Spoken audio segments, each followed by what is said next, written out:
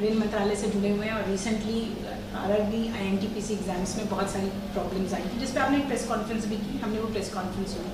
उसके बाद बीबीसी की टीम आपके जो वर्जन था उसको लेकर ग्राउंड पर गई और छात्रों से हमने बात की।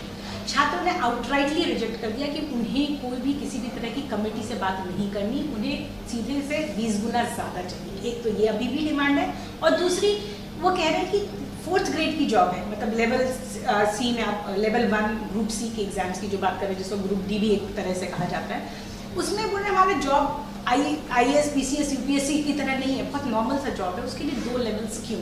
तो सबसे पहले आपसे जानना चाहूँगी, जिस कमेटी को छात्र खारिज कर चुके हैं वैसी कमेटी बना के आप क्या हासिल करें? किसने खारिज किया? छात्रों ने ग्राउंड रिपोर्ट 1 लाख से अधिक छात्रों ने अपने रिप्रेजेंटेशन दिए हैं। 1 लाख से अधिक छात्रों ने अपने रिप्रेजेंटेशन दिए इसी कमेटी को। लेकिन वो कमेटी नहीं चाहते, वो चाहते हैं कि 10 गुना रिप्रेजेंटेशन आप यही लिखा होगा। नहीं, आप ये देखो we are a constitutional body. हमारा एक फ्रेमवर्क है देश का, डेमोक्रेसी का, कॉन्स्टिट्यूशन का। उस फ्रेमवर्क में कोई इस तरह से डिसीजन नहीं लिए जाते कि कोई रैंडमली डिसीजन ले ले। हर डिसीजन के पीछे बहुत सारे लोगों का भविष्य जुड़ा हुआ है, तो हमें सोच समझ के संवेदनशीलता के साथ डिसीजन लेने पड़ेंगे। तो कमेटी सीनियर ऑफिसर्स की है जिनको बहुत वर्षों का एक्सपीरियंस है। उन्होंने ऑलरेडी जो आए रिप्रेजेंटेशन, उसको ऑलरेडी उसकी जांच करना भी चालू कर दिया है। वेट नहीं किया है कि 3 हफ्ते 3 छात्रों ने अप्लाई किया था। हाँ, 1 लाख का रिप्रेजेंटेशन है। तो देखो 7 लाख अगर बच्चे क्वालिफाई हो रहे हैं, उसमें 1 लाख बच्चों ने अगर रिप्रेजेंटेशन दिया तो it's a very large number. 3.8 नहीं, देखो ना, देखो जो लोग क्वालिफाई हुए वो लोग रिप्रेजेंट क्यों करेंगे? उनमें से तो बहुत कम लोग करेंगे। जो क्वालिफाई नहीं हुए हैं, कितने क्वालिफाई होते हैं? 35,000 की वैकेंसी के अगेंस्ट कितने क्वालिफाई होते हैं? 7 लाख, 20 गुने के हिसाब से तो करीब करीब 3.8 यूनिक नंबर है। बाकी जो 3.2 है, तो यानी 1/3 जो हो सकते थे क्वालिफाई, उसका 1/3 लोगों ने रिप्रेजेंटेशन दिया है। आप कैसे कह सकते हो खारिज किया है भाई? क्योंकि हमने जिन ग्राउंड्स पे बात की, आपकी बात अगर मैं स्वीकार भी करूं, आप मिलो। जिस तरह से आउटरीच हो रहा है, आरआरबी के पास में स्टूडेंट्स बड़ी संख्या में आ रहे हैं और अपने पॉइंट कह रहे हैं, क्योंकि हम खुले मन से, अच्छी नीयत से, क्लियर हार्ट से सुन रहे हैं उनकी बात, और सुन के उसको सॉल्व करेंगे ना।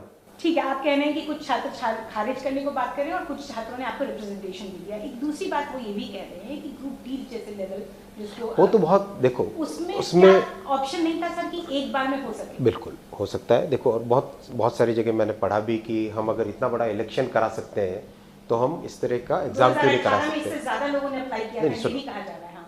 पॉइंट क्या है? पॉइंट ये है कि एग्ज़ाम का प्रोसेस और इलेक्शन का प्रोसेस अलग होता है। फेयरनेस बहुत ज़रूरी है, ट्रांसपेरेंसी बहुत ज़रूरी है। इतनी ट्रांसपेरेंसी है कि एग्ज़ाम की आंसर शीट भी लोगों को दिखाई जाती है, ताकि वो अपने ऑब्जेक्शंस भी उस पर रेज कर सके। इसीलिए सोचा गया था कि एक जो ग्रुप डी का लेवल 1 का एग्ज़ाम है उसको 2 स्टेज में किया जाए, लेकिन लोगों की रिप्रेजेंटेशन है, उस पर विचार करके बहुत जल्दी फैसला ले लिया जाएगा। भी ऐसा एक बार में भी हुआ है और इससे ज़्यादा लोगों ने अप्लाई किया था, ये भी एक समय बहुत लगता है, उसमें समय बहुत लगता है और बहुत सारे चैलेंजेस हैं। तो अगर कमेटी इस निष्कर्ष पर पहुंचती है कि एक लेवल में एक ही बार में एग्जाम हो ग्रुप डी वाला, तो क्या वो डिसाइड कर सकती है? कमेटी अपना डिसीजन डेफिनेटली ले सकती है। एक लेवल में कराने के लिए एक बार बिल्कुल ले सकती है। एक उससे जुड़ा हुआ दूसरा सवाल ये आ रहा है कि जब आप कहते हैं, एक आपका प्रेस कॉन्फ्रेंस सुन के एक छात्र ने हमसे कहा कि जब मंत्री जी बोल रहे हैं कि एक पोस्ट है, मतलब एक वैकेंसी ऐसी निकलती है एक बार और उस पर 1 करोड़ या 1 करोड़ से ज़्यादा लोग अप्लाई करते हैं, तो क्या ये सरकार की विफलता नहीं है कि हम इतने ज़्यादा बेरोजगार हैं? इस पर आपसे जवाब चाहिए। देखिए, रेलवे की नौकरी इतनी एक सेफ और इतनी अच्छी नौकरी मानी जाती है कि डेफिनेटली इसमें ज़्यादा संख्या आएगी ही आएगी। बहुत सारे ऐसे छात्र भी हैं जिनको प्राइवेट सेक्टर में नौकरियां अवेलेबल हैं, लेकिन वो रेलवे की लेना चाहते हैं, क्योंकि रेलवे एक स्टेबल ऑर्गेनाइजेशन है। तो ये विफलता नहीं है, क्रेज है। ये डेफिनेटली रेलवे के लिए, रेलवे तो इतनी अट्रैक्टिव नौकरी मानी जाती है। इसको आप बेरोजगारी से नहीं जोड़ते, आप डेफिनेटली ये देखोगे कि रेलवे की चाहे छोटी से छोटी कोई भी अगर पोस्टिंग निकलेगी तो उसमें हमेशा ज़्यादा संख्या आएगी ही आएगी। आज की बात है क्या है? क्या आज की बात? आप इतने सालों से रेलवे कवर कर रहे हो। आप ममता जी जब रेलवे मिनिस्टर थी तब भी आपने कवर किया, तब कितना संख्या आती थी? मैं आपकी बात ये संख्या आती थी कि नहीं आती थी?